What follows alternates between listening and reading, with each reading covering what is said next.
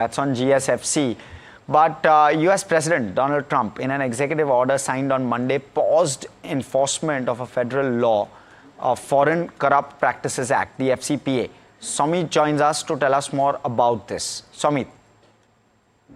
Well, if you see, the US President Donald Trump has signed an executive order directing the Department of Justice to pause enforcing FCPA. Now, FCPA is the Foreign Corrupt Practice Act, which became a law in 1977, barring all Americans and certain foreign issuers of securities from paying bribes to foreign officials. Now, this law was amended in 1998 to also apply to foreign firms and people who cause such bribes to take place within the United States as well. Now, as per the US President, this move is going to mean a lot more business for America going forward, and he also said that this act sounds good on paper, but in practice it's a disaster. The US companies are harmed by FCPA over enforcement because they are prohibited from engaging in practices which are quite common by international competitors, and this not enforcing this act will make an even playing field for US companies in foreign field also, as per the president. Now, last year, the US Department of Justice had also accused Adani officials of perpetrating a bribery scheme. Now, Adani Group had called these accusations baseless as they were not charged under FCPA. But now, given the fact that the US President has paused enforcing this act, it will mean that the earlier Biden regime or Biden administration who had charged Adani Group officials with the bribery act will not be applicable, given the fact that now the current president has put a pause on this FCPA, which is the Foreign Corrupt Practice Act. Thank you so much for sharing us the details. So clearly you have Trump, who's gone ahead and signed the order pausing enforcement of foreign bribery ban. In fact, as we know, President Donald Trump has also signed an executive order directing the Department of Justice to pause enforcing a nearly half-century-old law that actually prohibits American companies and foreign firms from bribing officials of foreign governments to obtain or retain business. The pause is being implemented to avoid putting US businesses at an economic disadvantage to foreign competitors. In fact, Trump is directing Attorney General Pam Bondi to prepare new guidelines for Foreign Corrupt Practice Act enforcement. To discuss more on this, joining us on our show is Sunil Subramaniam, market veteran, and Gopal Jain, senior advocate at the Supreme Court. Welcome to the show, gentlemen. Mr. Jain, let me come to you first. This was something which was probably anticipated. Would you say that correct? I mean, would you agree to that? How would you read this, disaster act that has been removed by Trump? Well, maybe he played his trump card. Yes, I think sweeping changes were expected as far as the new administration was concerned, and this seems to be one. And two, his whole mantra seems to be how to help American companies be more competitive, and America first policy. So perhaps that's what weighed with him in furtherance of the goal that he had set during the campaign and otherwise, that this places them at a global disadvantage. And so it's perhaps beneficial to make them more competitive and remove this act, or at least put a pause button for the moment. Clearly, the kind of impact that Indian companies could have seen on the back of this is what we need to look at, because we did have the Adani group of companies which bear the brunt of something like this, right? Mr. Subramaniam, let me come to you. How would you read this in context to the markets? FCPA suspension and impact on the Adani case outcomes, because clearly the kind of downtake or the correction that we saw in terms of stock prices, which was not warranted, which was not really driven by what happened in terms of the act of the companies, but it was mainly to do with Biden's, clearly the order that they had passed, right? What would you have to say?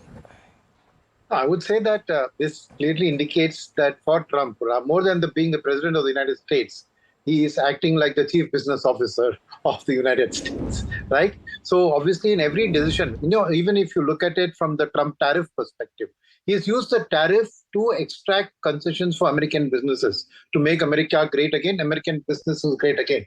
So this is another step there. And I think what this augurs will see, the US through this act was trying to behave like a moral god, that anywhere in the world a US company does anything corrupt, then they will be hauled up in the US. So I think obviously when they're competing with Japanese companies, Korean companies, European companies in the emerging market space, there are practices like this which are very often done. So I think that this gives a level playing field to American businesses. And I think the timing of it before Mr. Modi goes there is critical because, obviously he's seeking to promote American businesses in India.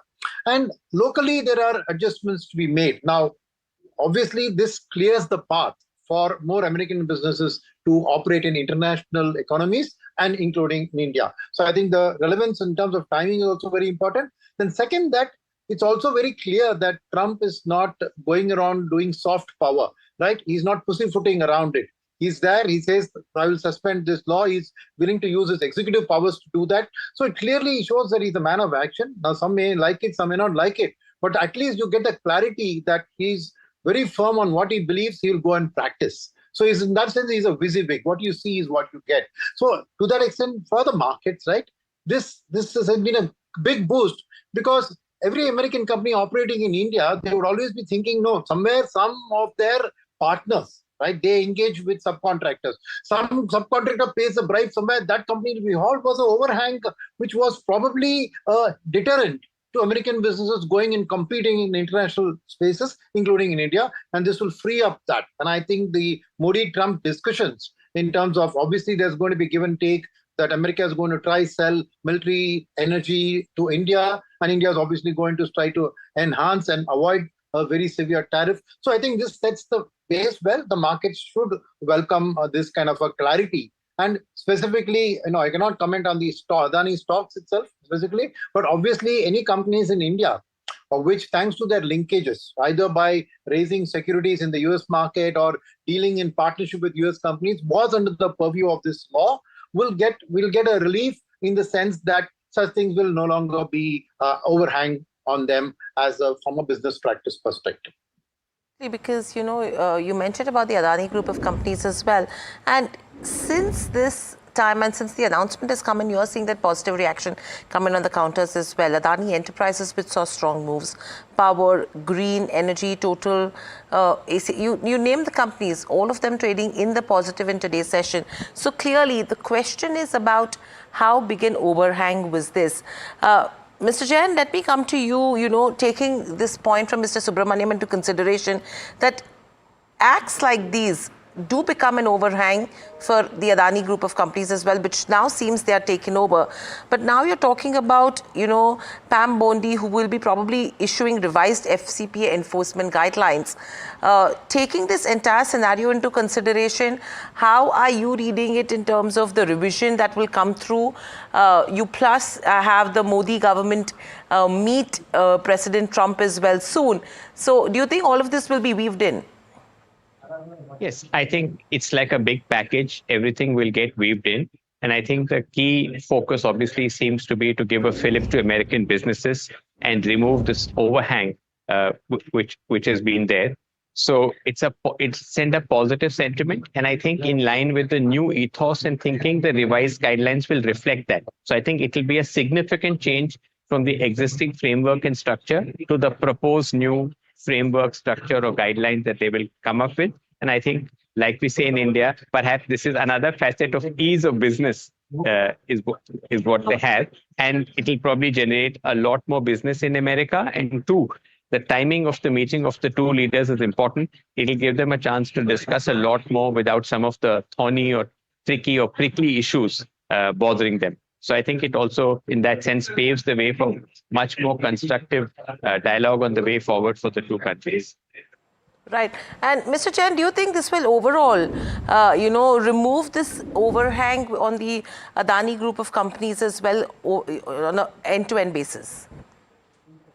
I think so. If the whole idea is to pause, reset, and restart, I think it will have a significant bearing on this. But like I said, it's the announcement at the moment, and we have to just wait for the shape of the new framework or guidelines that they come up with. But yes, it's definitely a positive start in that sense. And yes, go on. Sorry. No, I was going to say, for example, in India also in the last few years, we've streamlined several old acts, phased them out, come up with new enactments and laws. So perhaps even globally, people are recalibrating their business interests, and therefore laws and policies which will be supportive rather than be an overhang. Okay. Mr. Subramaniam, clearly, you did speak about how the market should be reading this. But in future, anything of an announcement that comes like this from a foreign country, how should the Indian markets read that? Because clearly, you're seeing investors who were misguided at a lot of levels, right? And at that point in time, the stocks of those companies did collapse, because of which retailers did lose on a lot of wealth, which is not in favor. So how would you advise retail investors to then read news items like this? So I would say that, see, this is a lot of noise. A true value of a company should be based on its business, its EPS growth, its market share growth, its competitive advantages. That's what the share market is meant for. Such announcements and this, which come from external sources and cost corrections in them, right? I would say that for retail investors, when you get into individual stocks, it's very hard to assess these, right? Whereas you hand your money over to an experienced fund manager through either the mutual fund or through portfolio management services, they will be able to look at this in the light of the fact that there is this concern. It has created a correction in the stock price, but if the core business of that company is not getting affected, maybe this correction is a time to buy. So a smart fund manager with expertise there could take actually advantage of this volatility, but a retail investor probably getting shocked would try to then sell it in the time of panic and would end up losing a lot of money. So I think the story then lies that such news which comes and affects prices don't affect the fundamental value of the company in terms of their future growth prospects. And to assess that correctly, always rely on experienced fund managers rather than going in yourself dabbling into these stocks, on such times. So my advice to them is leave that to the experts and to the people to manage it. These actions which come from an external sources are very hard for a retail investor to understand and manage. And everybody goes by the fear and greed. There's an emotional aspect to investing. And that at the time of fear, they will tend to sell it at a suboptimal price and a suboptimal time. Well summed up, Mr. Subramaniam. Mr. Jain, clearly the DOJ in 2024 actually had announced enforcement actions in 24 cases related to alleged violation of the FCPA. And there were some 17 such actions announced in 2023 as well. Taking this quantum into consideration, do you think a lot of these cases will be nullified with the Trump government? Because clearly you are seeing a lot of concerns with the old regime. I think the right word may be revisit or rethink on it, because you put a pause to the present enforcement guidelines, you're looking at new ones. So certainly it will give them that opportunity to rethink, re-examine, revisit this in the light of the new proposed changes that they seek to put in. So it's like a transition. You're moving from the present regime to a potentially different regime in future. So they will definitely perhaps rethink the existing cases that you mentioned. So I think a lot of things that need to be done on this end as well. Rethink, revisit, and a pause at the current level is what President Trump has spoken about. And as Mr. Subramaniam also mentioned, clearly it's the retail investors who do get stuck in this kind of noise. So it's very crucial in terms of the action that lies and what you listen to and how you place your investments overall. But thank you, Mr. Subramaniam. Thank you, Mr. Jain, so much for joining us on the show and sharing the views. So clearly, just to sum it up all in terms of the order, Trump has gone ahead and signed an order pausing the enforcement of foreign bribery ban. It's an executive order directing the Department of Justice to pause enforcing a nearly half-century-old law that prohibits American companies and foreign firms from bribing officials of the foreign governments to obtain or retain business. And now Trump is directing Attorney General Pam Bondi to prepare new guidelines for Foreign Corrupt Practices Act enforcement. So clearly, on the back of which you have the Adani group of companies which have seen a surge following Trump's order, because clearly a lot of noise that has been in the making in the past. That's all that we have on this session. Stay tuned to NDTV Profit for lots more on the other side.